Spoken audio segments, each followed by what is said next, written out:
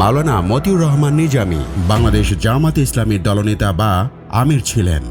2015 সালে আমেরিকার বিখ্যাত সংস্থা the royal Islamic strategic studies centre নামক প্রতিষ্ঠান থেকে প্রকাশিত বিশ্বের সবচেয়ে প্রভাবশালী 500 জন মুসলমান প্রভাবশালী রাজনৈতিক ব্যক্তি হিসেবে তিনি স্থান লাভ করেন। মুক্তিযুদ্ধের সময় মানবতা বিরোধী অপরাধের অভিযোগে মৃত্যুদণ্ড প্রাপ্ত। এছাড়াও চট্টগ্রামের 10 ট্রাক অস্ত্র মামলায় তাকে মৃত্যুদণ্ডাদেশ দেওয়া হয়েছিল। যদিও তার মৃত্যুর পর 2024 সালে এই অস্ত্র মামলায় তিনি খালাস পান।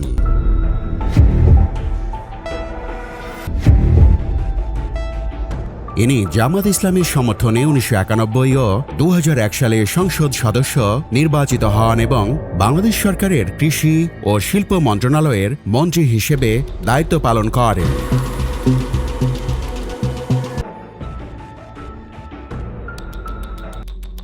মাওলানা মতিউর রহমান নিজামী 1943 সালের 31শে মার্চ পাবনা জেলার সাঁথিয়া উপজেলার মনমতপুর গ্রামে জন্মগ্রহণ করেন।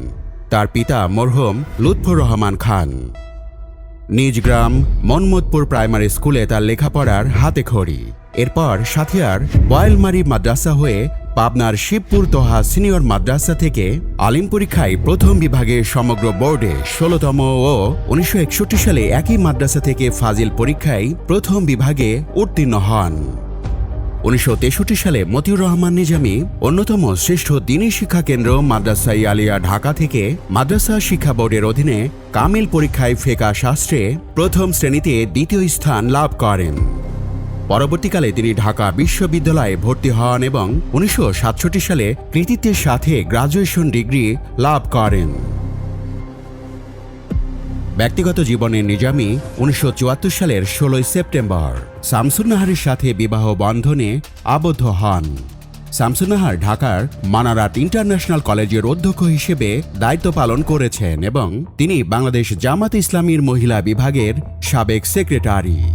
এই দম্পতির 4 পুত্র ও 2 কন্যা সন্তান রয়েছে। তার পুত্র নাজিবুর রহমান মোমেন 2026 সালে পাবনা 1 আসন থেকে সংসদ সদস্য নির্বাচিত হন। মাওলানা মতিউর রহমান নিজামী 1954 সালে যুক্তফ্রন্টে ছাত্র রাজনীতির মাধ্যমে তার রাজনৈতিক জীবন শুরু করেন। 1961 সালে তৎকালীন পাকিস্তান জামাত ইসলামী ছাত্র সংগঠন ইসলামী ছাত্র সংঘের সাথে যুক্ত হন। পরপর 3 বছর 1966 সাল থেকে 1969 সাল পর্যন্ত ইনি পাকিস্তান ইসলামী ছাত্র সংঘের সভাপতির দায়িত্ব পালন করেন। এরপর 2 বার তিনি গোটা পাকিস্তান ইসলামী ছাত্র সংঘের কেন্দ্রীয় সভাপতির দায়িত্বও পালন করেন। বাংলাদেশ স্বাধীন হওয়ার পর বাংলাদেশের প্রথম রাষ্ট্রপতি শেখ মুজিবুর রহমান জামাতে ইসলামী এবং এর অনেক সদস্যকে রাজনীতি থেকে নিষিদ্ধ ঘোষণা করেন, কারণ দলটি মুক্তিযুদ্ধের সময় পাকিস্তান বাহিনীকে সমর্থন দিয়েছিল। এ সময় মাওলানা মতিউর রহমান নিজামী এবং দলের আরও কয়েকজন প্রধান নেতৃবৃন্দ বাংলাদেশ ত্যাগ করেন।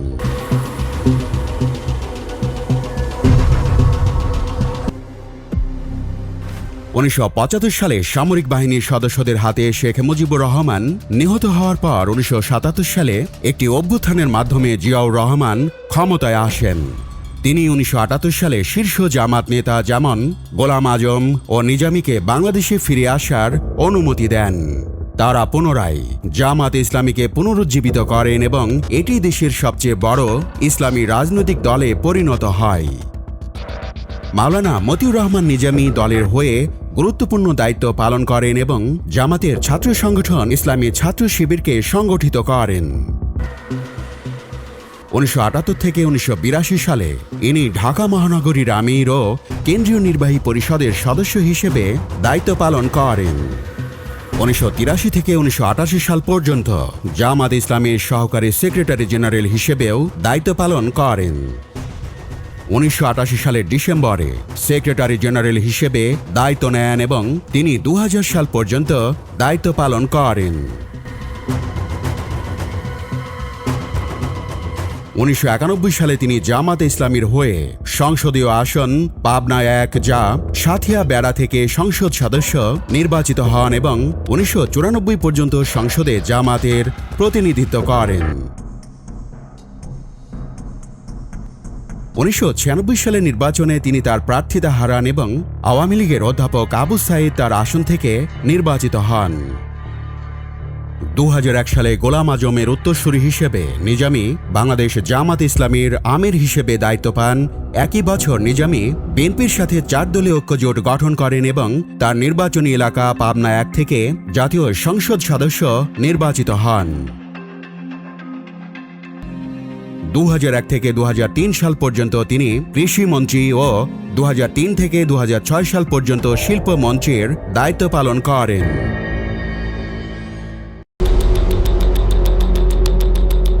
2008 সালের সাধারণ নির্বাচনে পাবনা 1 আসন থেকে 4 দলীয় ঐক্যজোটের পক্ষে পুনরায় নির্বাচন করে আওয়ামী লীগের মোহাম্মদ শামসুল হকের কাছে পরাজিত হন।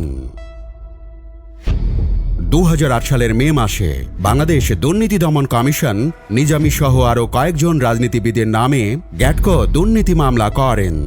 এতে বলা হয় তিনি সহ অন্যরা অবৈধভাবে স্থানীয় গ্যাটকো ফার্মের সাথে কন্টেনার ডিপো সংক্রান্ত একটি চুক্তি করেছিলেন।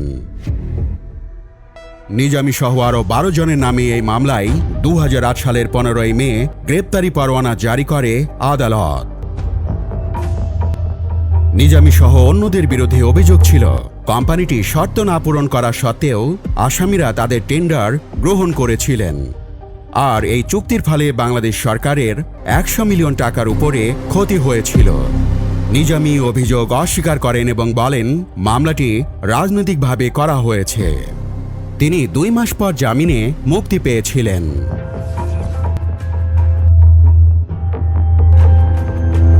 2011 সালের 4 মে নিজামীকে ভারতের আসামের বিদ্রোহী সংগঠন উলফার জন্য অস্ত্র চোরাচালান মামলায় গ্রেপ্তার করা হয়। 2011 সালের 7 সেপ্টেম্বর তার জামিন আবেদন আদালত নাকচ করে দেন। 2014 সালের 30 জানুয়ারি নিজামী সহ আরও 13 জন আসামিকে অস্ত্র চোরাচালান মামলায় অভিযুক্ত প্রমাণিত হওয়ার পর আদালত ফাঁসির দণ্ডাদেশ দেন। যদিও 2024 সালের 18 ডিসেম্বর এই মামলায় তিনি সহ সাবেক স্বরাষ্ট্র প্রতিমন্ত্রী লুৎফুজ্জামান বাবর ও কয়েকজনকে খালাস দিয়েছে হাইকোর্ট। 1971 সালে তৎকালীন পূর্ব পাকিস্তানে সংগঠিত মানবতা বিরোধী অপরাধের দায়ে অভিযুক্তদের বিচার বিষয়ে 2009 সালের 29 জানুয়ারি জাতীয় সংসদে একটি প্রস্তাব পাশ হয়। সংসদে গৃহীত প্রস্তাবের বাস্তবায়নে সরকার বিদ্যমান আন্তর্জাতিক অপরাধ ট্রাইব্যুনাল আইন 1973 অনুযায়ী অভিযুক্তদের তদন্ত এবং বিচারের উদ্যোগ গ্রহণ করে এবং সরকারের পক্ষ থেকে এই সংক্রান্ত ঘোষণাটি আসে 2009 সালের 25 মার্চ। 2010 সালের 29 জুন অন্য একটি মামলায় গ্রেপ্তার নিজামীকে একই বছরের 2 আগস্ট মানবতা বিরোধী অপরাধের মামলায় গ্রেপ্তার দেখানো হয়। এরপর 2011 সালের 11 ডিসেম্বর জামাতের আমিরের বিরুদ্ধে মানবতা বিরোধী অপরাধের অভিযোগ উপস্থাপন করে ট্রাইব্যুনালের রাষ্ট্রপক্ষ। 28 ডিসেম্বর আদালত অভিযোগ আমলে নেয়। 2012 সালের 28 মে থেকে 1971 সালে মুক্তিযুদ্ধে হত্যা, লুট, ধর্ষণ, উস্কানি ও সহায়তা, পরিকল্পনা ও ষড়যন্ত্র এবং বুদ্ধিজীবী হত্যার মতো 16টি অভিযোগে নিজামীর মামলাটি আন্তর্জাতিক অপরাধ ট্রাইব্যুনালে বিচার করা হয়। ট্রাইব্যুনালের রায়ে নিজামীর বিরুদ্ধে 16টি অভিযোগের মধ্যে 8টি প্রমাণিত হয়। 2014 সালের 29 অক্টোবর রায়ে প্রমাণিত অভিযোগের 4টিতে নিজামীকে ফাঁসির আদেশ প্রদান করে আন্তর্জাতিক অপরাধ ট্রাইব্যুনাল। ওই রায়ের বিরুদ্ধে 6 জানুয়ারি তিনি আপিল করলে ট্রাইব্যুনালের দেয়া দণ্ড বহাল রাখে আপিল বিভাগ। এরপর তিনি ফাঁসির রায় পুনর্বিবেচনা চেয়ে উচ্চ আদালতে আবেদন করেন, যা 5 মে প্রধান বিচারপতি সুরেন্দ্র কুমার সিনহার নেতৃত্বাধীন আপিল বিভাগের 4 সদস্যের বেঞ্চ আবেদনটি খারিজ করে দেয়।